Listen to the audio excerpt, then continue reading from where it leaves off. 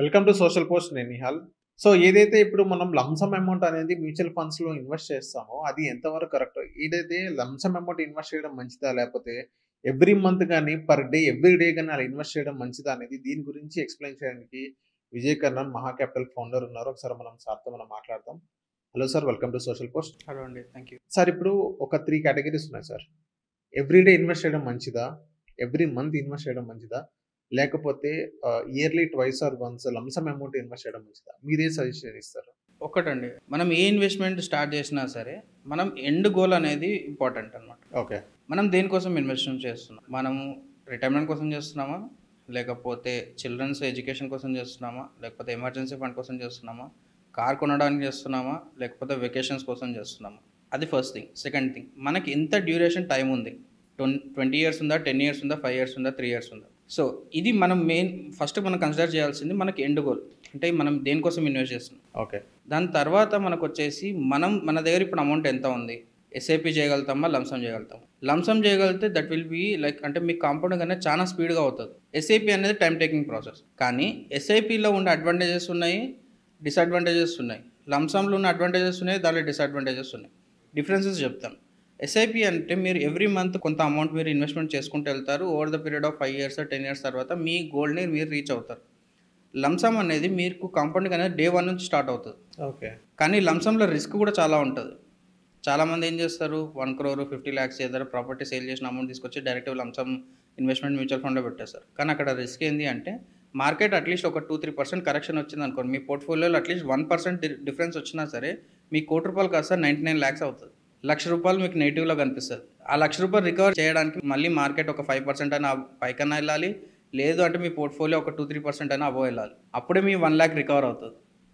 అది డిఫరెన్స్ అనమాట. And lump sum చేసేటప్పుడు చాలా జాగ్రత్తగా చేయాలి. ఎస్ఐపి చేసుకునేటప్పుడు టైం టేకింగ్ ప్రాసెస్, ఎక్కువ దూరం ఉంటుంది, రిస్క్ కూడా తక్కువ ఉంటుంది. కాబట్టి మీకు మెల్లమెల్లగా అనేది కార్పస్ బిల్డ్ అవుతూ ఉంటుంది.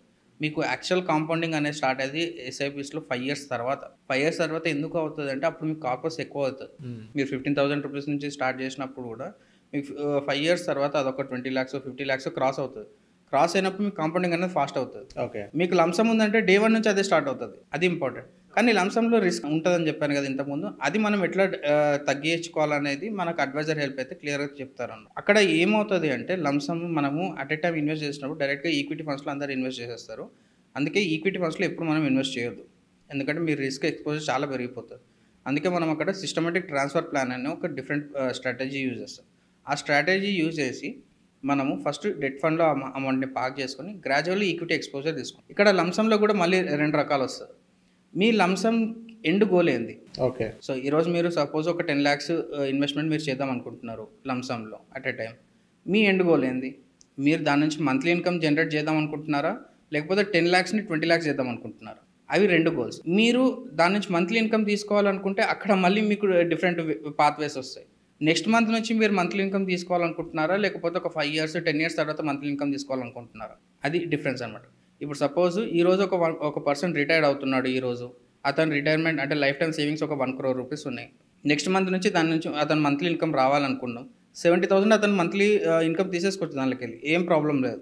70,000 అతను తీసుకొని మిగతా క్యాపిటల్ బిల్డ్ అవుతూ ఉంటుంది గ్రాడ్యువల్‌గా. అది నెక్స్ట్ 40 ఇయర్స్ వరకు అతన్ని కాపాడుతుంది. ఓకే. అది ప్లానింగ్ అనమాట. లేదు, నాకు ఒక 5 ఇయర్స్ తర్వాత లేకపోతే 10 ఇయర్స్ తర్వాత రిటైర్మెంట్ అవుతాను. నా ఏజ్ ఇప్పుడు 50 ఉంది. లేదు, నేను ఒక 30 ఇయర్స్ ఓల్డ్, నేను ఎర్లీ రిటైర్మెంట్ తీసుకుందాం అనుకుంటున్నాను. 40 ఇయర్స్‌కి నేను జాబ్ సేవ్ చేయొద్దు అనుకుంటున్నాను. నా దగ్గర ఇప్పుడు ఒక 50 lakhs ఉన్నాయి. అంటే మీరు ఇక్కడ డిలే ఇస్తున్నారు. అంటే ఈ డిలేలో ఏమవుతుంది అంటే, మీ క్యాపిటల్ కాస్త డబుల్ అవుతుంది. సో ఈరోజు 50 lakhs అనుకుందాం. 5 ఇయర్స్ తర్వాత 50 lakhs కాస్త కాంపౌండింగ్ ద్వారా 15% మనం ఇంట్రెస్ట్ కన్సిడర్ చేస్తే 5 ఇయర్స్‌లో 50 lakhs కాస్త 1 crore అవుతుంది. ఓకే. 10 ఇయర్స్‌లో ఏమవుతుందో తెలుసా? పవర్ ఆఫ్ కాంపౌండింగ్ అంటాం కదా! ఈ 1 crore కాస్త 2 crores అవుతది. అంటే ఇక్కడ 50 lakhs, ఇక్కడ 2 crores.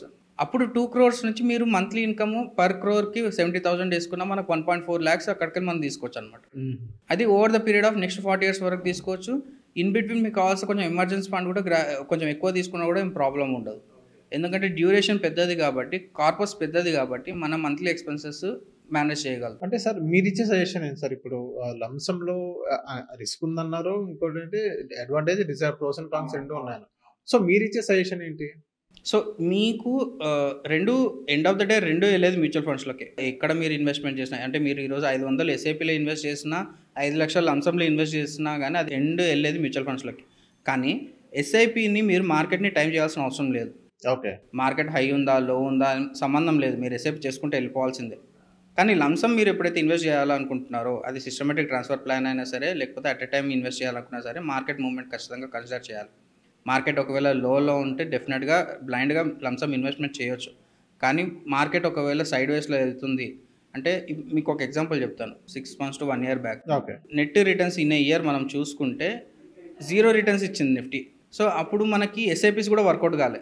కానీ లంసమ్స్ వర్కౌట్ అవుతాయి. ఎప్పుడు వర్కౌట్ అవుతాయి? అది సిస్టమాటిక్ ట్రాన్స్ఫర్ ప్లాన్ యూజ్ చేసుకుంటేనే వర్కౌట్ అవుతాయి. ఎందుకంటే మార్కెట్ అదే రేంజ్‌లో నడుస్తున్నప్పుడు కూడా మనం ఎస్టీపీ యూజ్ చేస్తాం కాబట్టి లోలో ఉన్నప్పుడు యూనిట్స్ ఉంటాయి. హైలో ఉన్నప్పుడు కూడా యూనిట్స్ కొంటాం కాబట్టి మనకు ఓవరాల్‌గా నెట్ ప్రాఫిట్ అనేది వచ్చే ఛాన్సెస్ ఉంటాయి. ఓకే. సో మీ స్ట్రాటజీ అనేది ఇంపార్టెంట్ ఇక్కడ. మనం ఏ ఎస్ఐపి చేస్తున్నామో లంసమ్ చేస్తున్నాం అనే దానికంటే మన స్ట్రాటజీ ఇంపార్టెంట్. మన ఎండ్ గోల్ అనేది ఇంపార్టెంట్. మీకు ఈరోజు ఫర్ సపోజ్ 10,000 ఉంది. మీరు ఎస్ఐపి చేసేయండి. 10 లాక్స్ ఉంది. లంసమ్ విత్ స్ట్రాటజీ చేయాలి. అది ఇంపార్టెంట్. లేదు నాకు టైం ఉంది అనుకుంటే ఎస్ఐపి చేసుకోవచ్చు.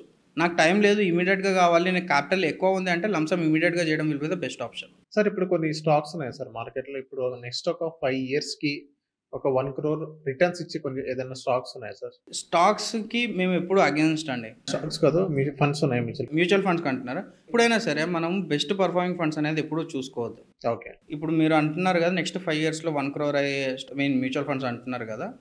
ఈరోజు మనం ఎంత ఇన్వెస్ట్ చేస్తున్నాం అనేది ఇంపార్టెంట్. అది ఎంత ఇన్వెస్ట్ చేస్తే నెక్స్ట్ 5 ఇయర్స్‌లో మా గోల్‌ని రీచ్ అవుతాం? అదే ఎవ్రీ 5 ఇయర్స్‌కి మన క్యాపిటల్ డబుల్ అవుతదనమాట.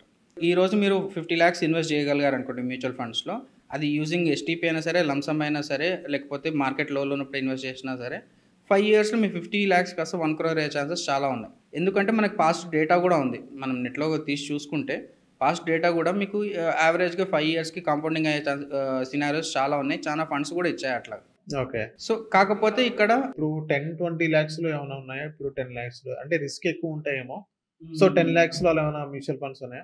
ఏ మ్యూచువల్ ఫండ్‌లో అయినా సరే మీరు అబోవ్ 5,000 ఇన్వెస్ట్ చేసుకోవచ్చు. అబోవ్ 5,000. అంటే మీకు ఇన్వెస్ట్‌మెంట్ బ్రాకెట్, ఇన్వెస్ట్‌మెంట్ రెస్ట్రిక్షన్స్ అనేవి మ్యూచువల్ ఫండ్స్‌లో ఎప్పుడు ఉండవు. లంసమ్ ఇన్వెస్ట్‌మెంట్ చేస్తుంటే కొన్ని ఫండ్స్ తక్కువ కూడా చేస్తాయి. కానీ యావరేజ్‌గా చెప్తున్నాను 5,000 అబోవ్ మీరు ఎంతైనా ఇన్వెస్ట్ చేసుకోవచ్చు. ఎస్ఐపి 500 అబోవ్ ఏ ఫండ్ దాంట్లోనే ఎస్ఐపి చేసుకోవచ్చు. అమౌంట్ మీరు ఎంత ఇన్వెస్ట్ చేయాలనేది రెస్ట్రిక్షన్ ఉండదు. కాకపోతే మీరు ఎంత అమౌంట్ ఇన్వెస్ట్ చేస్తున్నారని దాన్ని బట్టి దానికి ప్లానింగ్ అనేది అంత ఇంపార్టెంట్ అవుతది. ఓకే. అంటే 5 లాక్స్‌కి ఒక స్ట్రాటజీ యూజ్ చేయాల్సి ఉంటది. 50 లాక్స్‌కి ఒక స్ట్రాటజీ యూజ్ చేయాల్సి ఉంటది. అండ్ 1 క్రోర్‌కి ఇంకా ఎక్కువ జాగ్రత్త తీసుకోవాల్సి ఉంటది. ఎందుకంటే మనం చేసే ఒక్కొక్క మిస్టేక్ ఖరీదు లక్షలలో ఉంటది. సో ఆ మిస్టేక్స్ మనం చేయొద్దు అంటే ప్రాపర్ ప్లానింగ్, స్ట్రాటజీ అనేది ఇంపార్టెంట్ అన్నమాట. So thank you sir. మా సోషల్ పోస్ట్ వచ్చినందుకు. థాంక్ యూ అండి.